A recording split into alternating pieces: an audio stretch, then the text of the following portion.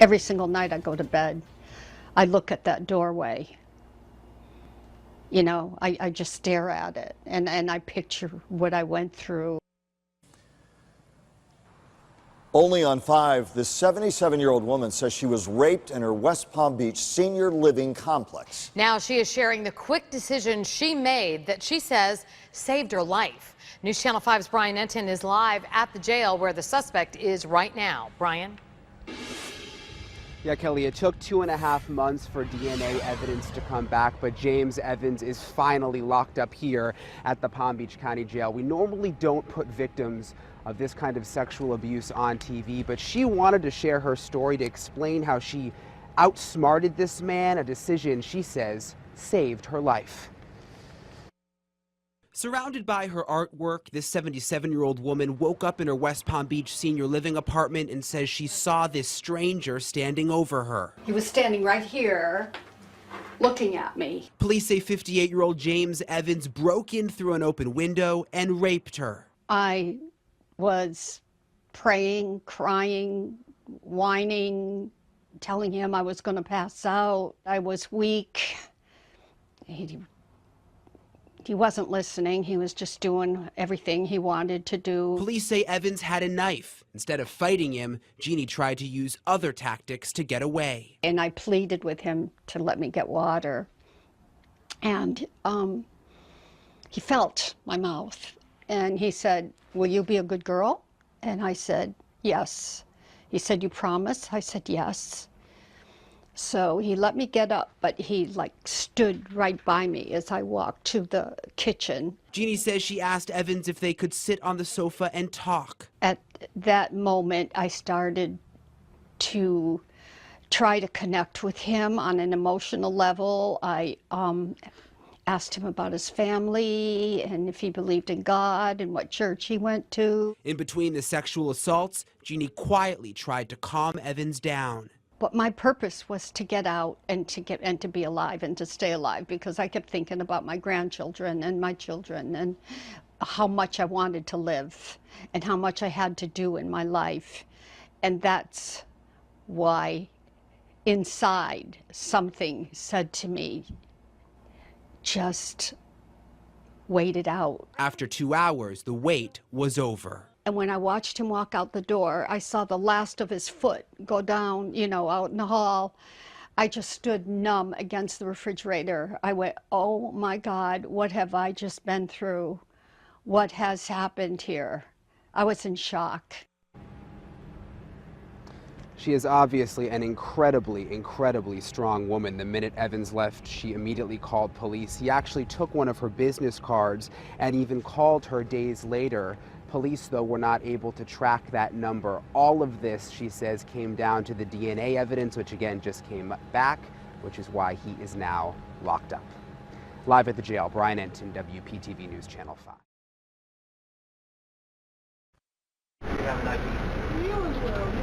This is video of a Metro Detroit man getting off a D-Dot bus in 2015. Just as he gets his bike off the bike rack on the front of the bus driver starts driving and hits him.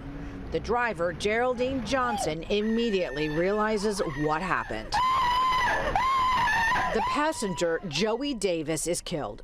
Fast forward 8 years, Geraldine Johnson is charged with hitting and killing a pedestrian, Janice Bauer. Johnson was behind the wheel of a D-Dot bus. So the court does find you to be a danger. The question everyone is asking, why was Johnson allowed to keep her job as a city bus driver after hitting and killing Joey Davis? Attorney James Harrington represented Davis's family in a lawsuit against the city. It's absolutely unacceptable, should not be tolerated, and this should have been prevented. She should have been taken off the road after the Joey Davis incident had the city done its job. The city of Detroit settled that case out of court for $4.5 million, which takes us back to Geraldine Johnson and her driving record in the years following Davis's death. That there have been crashes either with a bus or your personal vehicle in 2018, 2 in 19, 1 in 20, 1 in 21, 1 in 22. And then we have this matter today. The city of Detroit declined our repeated requests for an interview, instead choosing to release this statement saying, quote, "Since this terrible accident occurred 2 weeks ago, we have been engaged in a full review of Ms. Johnson's record and of all related departmental policies and procedures.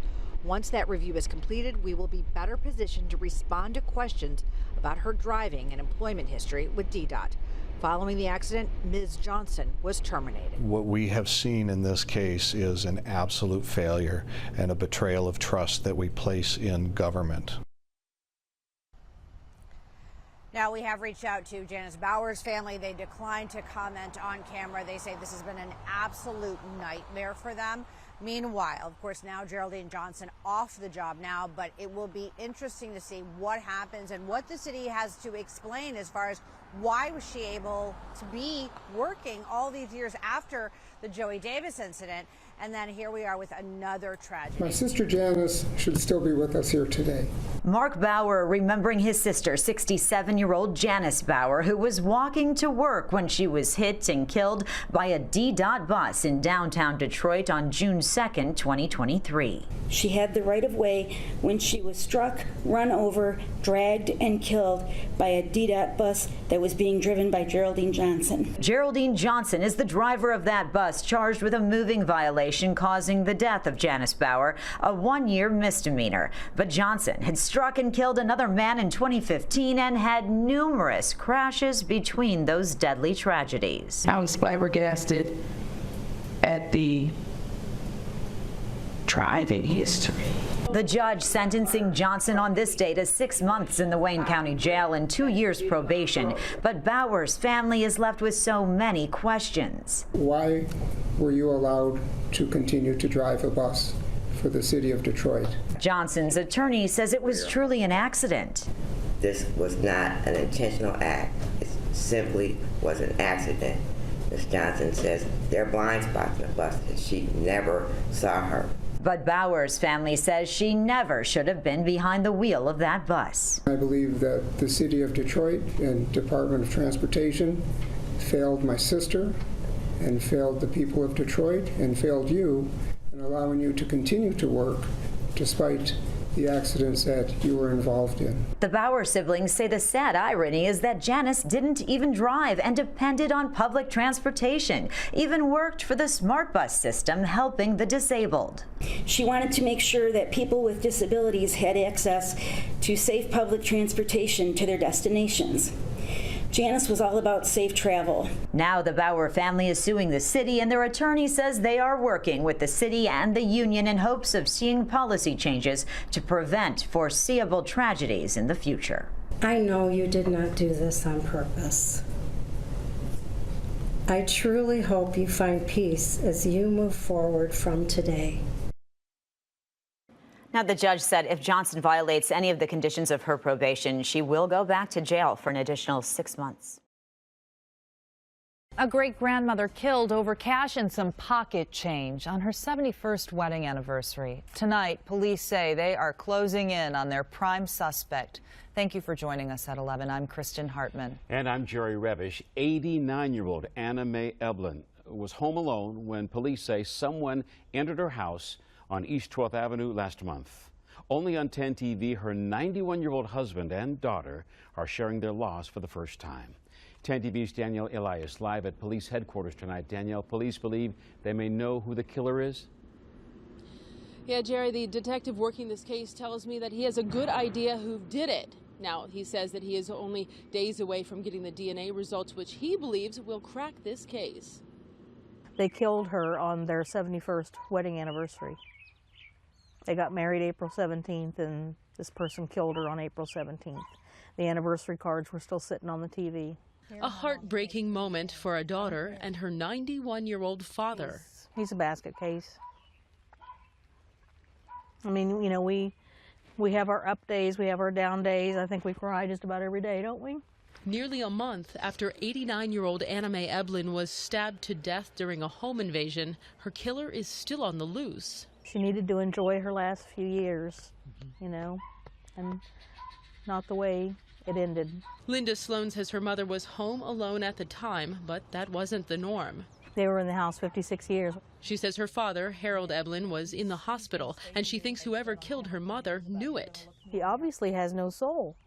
I mean, how are you gonna slap an 89-year-old woman around and slice her throat for $35? That day, the family says it was beautiful weather. They say she was outside feeding her birds and squirrels and had just gone inside for one moment, leaving her gate and back door unlocked. A vulnerable moment in which they say that's when the criminal attacked. This monster watched her, took advantage of her little lapsed moment there and killed her. Flowers now adorn the outside of their house in remembrance of Anna Mae Eblin, a great-grandmother who is dearly missed. Is there something you want to say to this person? You can't, can you? It's just too much for words. It's too much to put into words how we're feeling. And such a difficult and emotional time for this family. A family who desperately wants police to find the killer and put him behind bars for a long, long time. Reporting live outside of Columbus Police Headquarters, Danielle Elias, 10 TV News. Good evening. Welcome to News Leader 9 at 11. I'm Barbara Goche. Thanks for being with us tonight. Jason is off.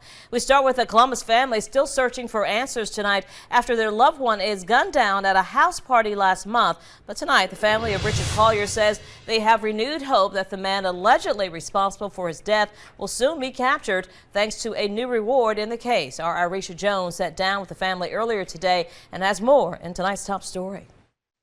Dawn Boyd says she often finds it hard to function since the loss of her son and was feeling helpless until someone stepped in to help. Received a call, and this person is anonymous and wishes to remain anonymous, but has donated $5,000 in regards to leading to the arrest of Drayvon Johnson. Boyd hopes the reward urges someone to give up information on Drayvon Johnson. We will work with that one person, and we're not concerned with really who they are, but just to get them that money. Her oldest child, Richard Collier, was shot and killed during a house party May 14th after a fight broke out at a home on Hodges Drive. Columbus police named Drayvon Johnson a suspect in the murder. With everybody who has reached out to our family, that we can move on to the next chapter, that there be some type of closure, that there be justice. Richard was at home, he was unarmed. And in case Drayvon Johnson is listening or watching, Boyd has a message she wants to send. Nobody deserves to go through this. If you just do the right thing, turn himself in, let's get his side of the story. With 3 other children to care for, Boyd is being comforted by friends and family and remembering the good times she shared with her son. Reporting in Columbus, Arisha Jones for WTVM. A murder case 9. full of twists and turns. It's been making its way through the court system from 6 years ago, coming to a conclusion today. Newsletter 9's James Giles explains how this case, which also involves an embattled former DA, played out in court today. All rise. It's under order. Thank you. Please be seated. A 6-year legal roller coaster for the family of the late Richard Collier is over. This is not the outcome we wanted. Drayvon Johnson, the man accused of killing the 24-year-old, owns up to shooting Collier at a house party on Hodges Street in Columbus in 2016. His guilty plea comes with 15 years in prison and another 10 on probation. A sentence that does not sit well with Collier's family. It was communicated to us. Definitely not okay with it. And that's for a number of reasons, according to Dawn Boyd, Collier's mother. Johnson is pleading guilty to a lesser charge of voluntary manslaughter, not murder. Plus, his attorney says he gets credit for time served. He's been in jail for 6 years. This was best worst case scenario. Johnson is also pleading guilty to charges he picked up while locked up in the Muskogee County Jail. Possession of a knife or a shank, and for destroying a TV, both felony charges. At this point, the state is also now represented by competent counsel who know what they are doing in terms of proceeding on this matter. Another twist to this case, the involvement of former District Attorney Mark Jones, who personally prosecuted this case. It ended up in a deadlocked jury split 8-4, leaning towards Johnson being not guilty due to a lack of evidence and witnesses. You may recall Jones' ethics came into play when it was discovered that he was accused of trying to intimidate a witness related to the investigation. Boyd says what's next for her family is healing as she remembers her son's legacy. Now, if we don't have to focus anymore on the defendant and focus now more on Richard's life, celebrating his life. Since Trayvon Johnson has already served 6 years in jail, he's left with 9 years left to serve in prison. His attorney says he could be eligible for parole in 3. News today at 5 o'clock as we join you. In the last 15 minutes, we learned some new details about a teenager detained by Bedford police, all related to the death of Caitlin Cargill. Thank you for joining us at 5. I'm Doug Dunbar. And I'm Gilma Avalos in for Kaylee O'Kelly. Cargill's family reported her missing in June. She was found dead in an Arlington landfill just days later. Jeff Paul is live in Euless, where he just got his hands on a detention warrant in this case. Jeff? Yeah, Doug and Gilbert, we're standing right outside the apartment complex where police say all of this sort of went down. We just started pouring through the warrant, which details why police arrested this 16-year-old in the case. Now, we're learning that investigators were told by a witness that Cargill was looking to buy drugs, specifically marijuana, from this 16-year-old. We're also discovering that, according to this warrant, a witness saw Cargill running away from the 16-year-old who was eventually arrested. Now, police also detailed that when they searched the apartment where the 16-year-old was living, they found blood. Those lab tests then later confirmed the blood was Cargill's. Now, we're also, if you further look into this warrant, it details that a hammer was later found by police that had blood on it. Lab tests again came back and confirmed that the DNA on this hammer belonged to Cargill. Now, we're just beginning to look through this warrant. It's very detailed, as you can imagine, and we're hoping to have some more of what we discover in that warrant coming up at 6. Doug and Gilma.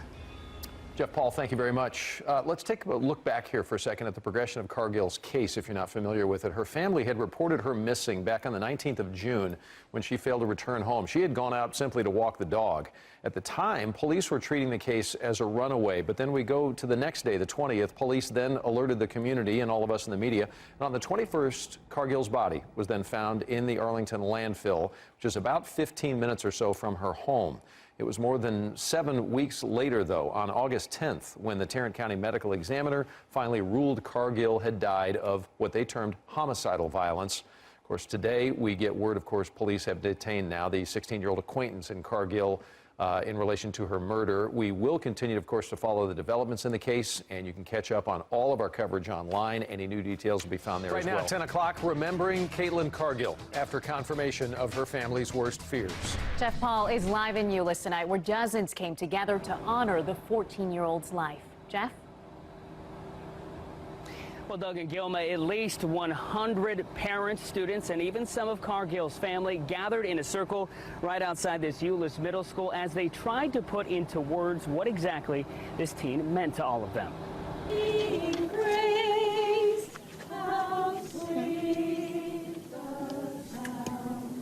Joining their voice in song, there truly are no words that could be uttered to express the pain and grief this crowd feels. And our goal tonight is to show the family support and know that in the midst of tragedy, there's a whole community supporting you.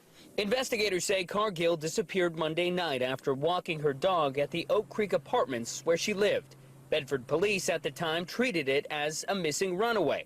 A body was found on Wednesday at an Arlington landfill, and the medical examiner's office tonight says it was Cargill. And she was one of the most fun-loving, energetic kids that I had. Lots of friends, everybody who knew her loved her. As a crowd of family, friends, and parents prayed, we're looking for answers. We're looking for peace in our hearts. Many couldn't help but think of what the world has lost. She wasn't normal. She wasn't standard. She was unique in the best possible way. Brooke Kirkland knew Cargill. It just breaks my heart. Nobody deserves this. She had her whole life ahead of her. Bedford police wouldn't answer any questions, reading word for word from a written press release. We will pursue every lead, leave no stone unturned, and bring the person or persons responsible for Caitlin's death to justice. Now, friends have set up a GoFundMe account to help out the Cargill family. If you want to look into that, we have that link on our website. We're also hoping to get some of our many questions answered tomorrow morning. Bedford police set to hold a press conference at 10 a.m. Reporting live here in Euless, I'm Jeff Paul, CBS 11. The only thing I can say is that you somehow have to find peace.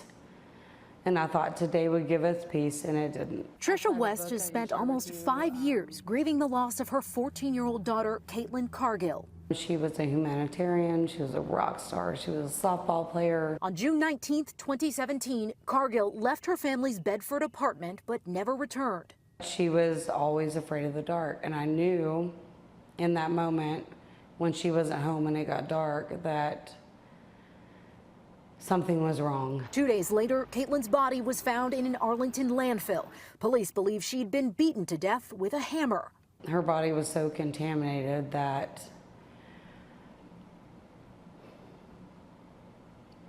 the only thing they could do was rule a homicide. The investigation led Bedford Police Department to then 16-year-old Jordan Roche. Investigators say witnesses saw the two together before Cargill disappeared. Police say evidence showed Caitlin arranged to meet up with him to buy marijuana. West says she didn't know anything about him. I had never met him before. He had never been in my house. Police say they found a claw hammer along with Cargill's blood inside of an apartment in another part of the same complex that Roche shared with his girlfriend. They determined her body had been put in a dumpster at the complex, and that's how it ended up in the landfill. Roche was arrested in September 2017, but the case was moved out of juvenile court in 2018 when he was certified to stand trial as an adult. On Thursday, Roche pleaded guilty to killing Cargill and was sentenced to 10 years in prison. In my opinion, that's a huge injustice. Roche did not address the court or offer any details about the murder. There was no remorse in his eyes, and there never has been from the very beginning. It's unclear why it took so long for the Tarrant County DA's office to reach a plea agreement, but Bedford police say the case faced several delays, including the pandemic. West read a statement in court leaning on the words from the book of Corinthians. For we must all appear before the judgment seat of Christ, so that each one may receive what is due for what he has done in the body, whether good or evil. West committed to remembering her daughter with a memorial garden in Hearst and a motorcycle ride each June in Caitlin's honor. I live because she can't, so we do. Now, Bedford PD and the Tarrant County DA's office declined to speak on camera, but Police Chief Jeff Williams released a statement saying, in part, this day has been a long time coming, and we're grateful for the hard work and countless hours spent by Bedford officers. He went on to say the Cargill family remains in our thoughts as we reach the conclusion of this tragic case. A Milwaukee man is charged for the gruesome death of a Froedtert Hospital nurse practitioner. Carly Bowden was killed early Friday morning in a hospital parking lot. Our Aaron Maben explains the suspect also once worked at that hospital. Loved ones say Carly Bowden had a passion for helping others. The 33-year-old worked as a nurse practitioner at Froedtert Hospital. A promising life and career cut short Friday, January 25th. Carly was a remarkably warm and compassionate human being. Carly's husband, Nick, talked with Fox 6 just 2 days after her death. Our family is suffering in its tragedy, and we're going to get through it in our time. Prosecutors have charged Kenneth Freeman with Bowden's brutal death. Prosecutors say surveillance shows a 27-year-old knocking Bowden to the ground before kicking or stomping her in the head and neck almost 40 times. A criminal complaint says he then put her in her own vehicle and drove it to another parking structure in the complex where he left the vehicle and the body. She was discovered underneath the car, bleeding and frozen to the ground. We've learned Freeman worked as a valet on the campus for much of 2018 up until October. He was fired for a nonviolent issue. In a statement to Fox 6, the hospital said in part, "Safety is our top priority. We have made security enhancements and we will continue to make improvements." Prosecutors say Freeman called 911 shortly after the murder to say he killed Bowden. In custody, he allegedly told officer he did it deliberately and Purely. Freeman is charged with first-degree intentional homicide. It's still not known why Bowden was known targeted. Troublemaker accused of brutally shoving a woman on a subway platform is now accused of the same crime in Queens. Police say 23-year-old Isaiah Thomas violently pushed this woman so hard she went headfirst into a train in Brooklyn. Cops say he shoved another strap hanger that same day early in the morning. Eyewitness News reporter Diana Rocco has details from downtown Brooklyn. Diana? And Sade, that video is pretty disturbing to watch. While Isaiah Thompson is awaiting arraignment here in Brooklyn, police may now be looking at him for more than one assault tonight. He is charged with shoving that woman on the platform in Brooklyn on Wednesday. Well, tonight police believe he did commit another assault earlier in the day, and they say he has been terrorizing subway riders for the better part of 2 years. Take a look at this video. This is the push that Thompson is now charged and in custody for. Police say this is him on video harassing people waiting for the train in Brooklyn Wednesday night. Then he shoves this woman into the train where she hits her head. Now police believe he pushed a 58-year-old man on a platform in Jamaica, Queens, in a similar style assault earlier in the day. Thompson was last arrested in August for subway surfing. He's also been arrested for pulling emergency brakes on subway cars, tying up rush hour for hours. Previous arrests include stabbing a man on a platform and exposing himself.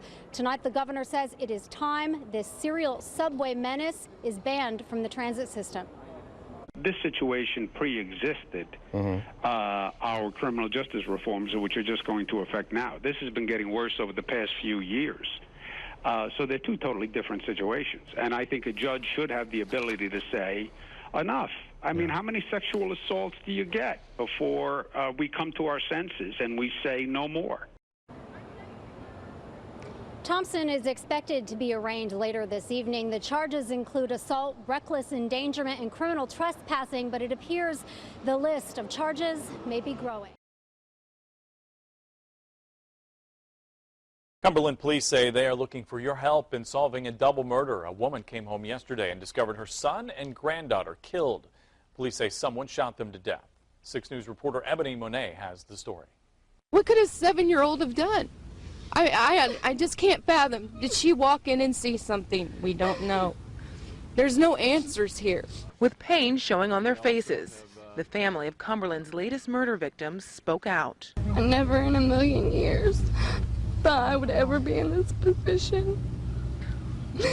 And I can't describe the feelings that are running through me.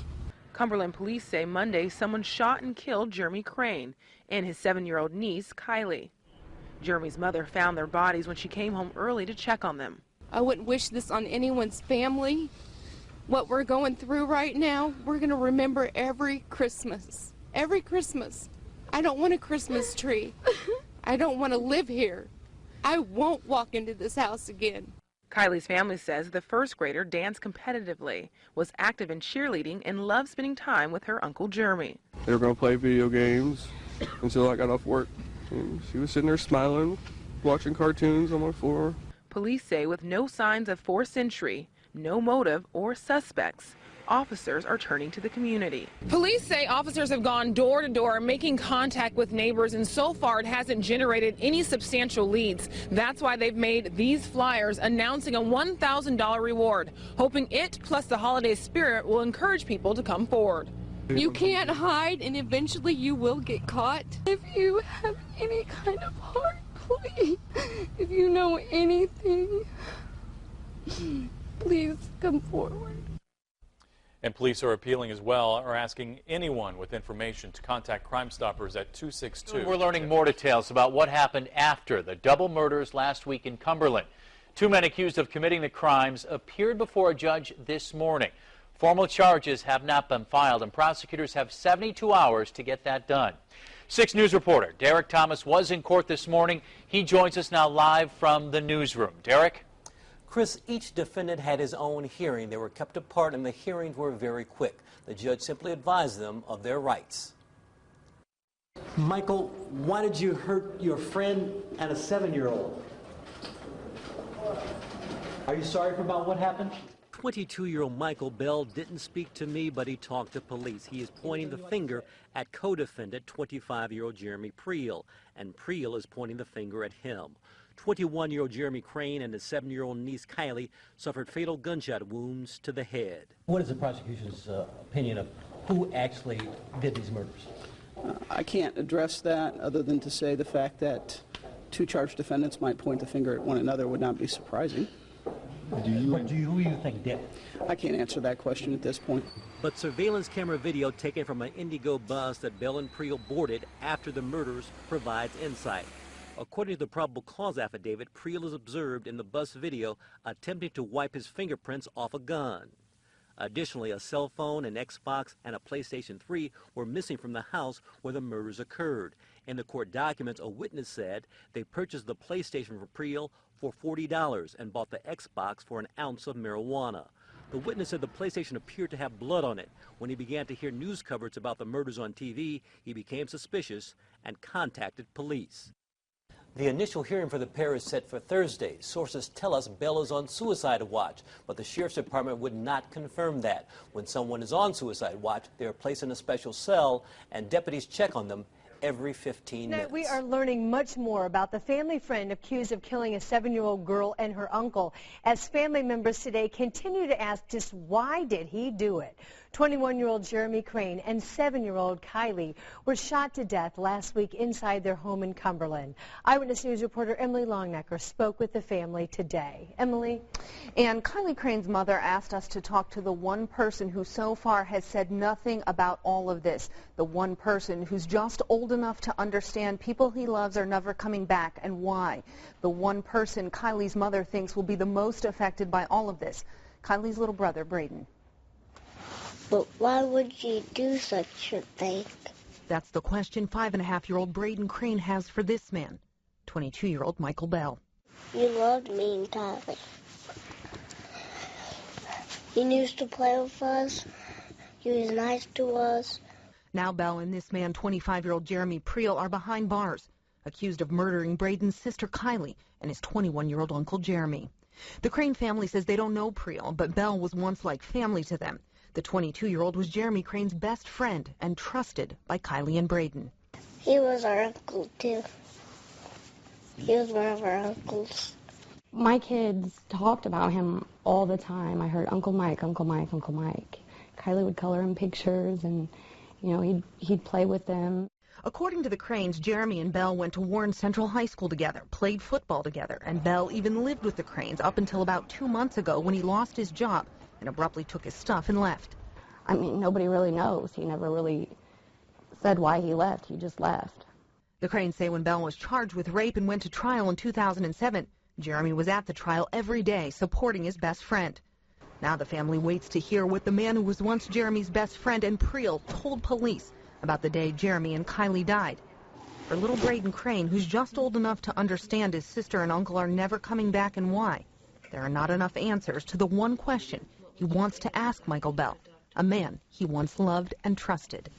Why did you do that? Tonight, a man is behind bars after a shooting near a pizza place in St. Bernard. Thanks for joining us at 10. I'm Courtney King. Officers say the victim has non-life-threatening injuries. And Fox 19 Now reporter Morgan Parrish spoke with a woman who says her grandson is the victim. This is an interview you only see here on Fox 19 Now. Morgan, what does she have to say? Hey, Courtney, good evening. That's right. Well, Stella Jones tells me her grandson, Tyler Jones, has a long road to recovery ahead of him. But right now, she just says she's thankful for the community support as well as donations that will help with his medical expenses and his road to recovery. I thought I was going to have a heart attack. I couldn't believe it was the ambulance guy that actually called me and said that he just got shot. So I jumped out of bed, got dressed, went down to the hospital, and stuff. And it's just like, that's just something you never hear of. On May 9th, St. Bernard police responded to Vine Street near McClellan Avenue for a report of a person shot. Police say it happened near a Pizza Hut. Officers say they found one victim suffering from a gunshot wound, who was then transported to UC Medical Center. Stella Jones says the victim is her grandson. Oh my God, I don't know of anybody that personally I know. I see it on TV all the time, but to know personally, I never heard of anybody get shot. And it was my oldest grandson. You know what I mean? It's just like, it's just crazy. St. Bernard police and the SWAT team arrested 24-year-old Jaleel Bean days later and charged him with aggravated robbery and felonious assault in connection to the shooting. And he goes, "Grandma, why did this happen to me?" And I said, "Well, don't worry about what happened. Let's just move on to the next step in your life, and it'll get better." You know, that's all you can do. A GoFundMe created says Tyler Jones was senselessly shot in the abdomen and sustained major internal injuries. Tyler's grandmom says he's currently still hospitalized and has a long and painful recovery ahead of him. However, the support from those closest to him is what's keeping Stella in good spirits. A lot of people that just cares about us, and it just makes you feel really warm and toasty inside. You know what I mean? It's just like, wow. So, but I just want him to come home, get back to his life instead of, you know, dwelling on what happened in the past. Right. Just keep it going straight. So Stella tells me that Tyler is in welding school and he's also a driver here at this Pizza Hut. She says hopefully he gets out of the hospital soon. And also right now the cause of the shooting is still under investigation. We know that there's still a lot of questions that need answers. So as soon as we get some new details, we'll be sure to bring you the latest. Courtney. First at 10 tonight, a Clarksville neighborhood says it's living a nightmare it can't wake up from. Today they learned their 67-year-old neighbor was killed in an almost unspeakable crime. Tonight, Chad Mills reveals why those neighbors and Clarksville police believe a complete stranger is to blame. This Clarksville subdivision is the type of place where neighbors know each other. They talk to each other and even the people who pass through. But they tell me that will have to change now because of what happened right here. Super depression. I can't get her off my mind. Don Miller is in a nightmare he just can't escape. I'm just in a lull. And so it's just so sad. Clarksville police say his neighbor, 67-year-old Melody Gambetti, who was killed earlier this week in a gruesome act inside her home, a home Miller rented to her. She was a lovely person. Everybody liked her, liked to speak to her, liked to talk to her. Police say they discovered her mutilated and decapitated remains Tuesday when the apartment was set on fire.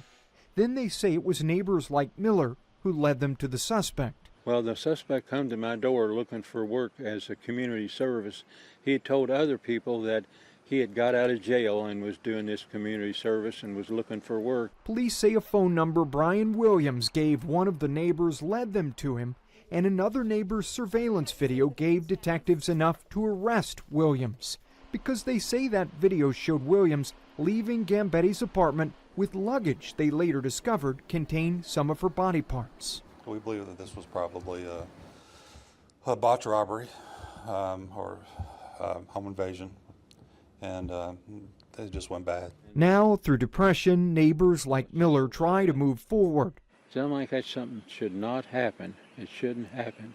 Their neighbor is gone, their way of life shattered. And somebody comes to your door, don't open it, and just talk to them through the door. Don't let them in your house, because you don't know if they can overpower you or not, or what their real motives are. Williams has been charged with murder and arson. He is being jailed without bond.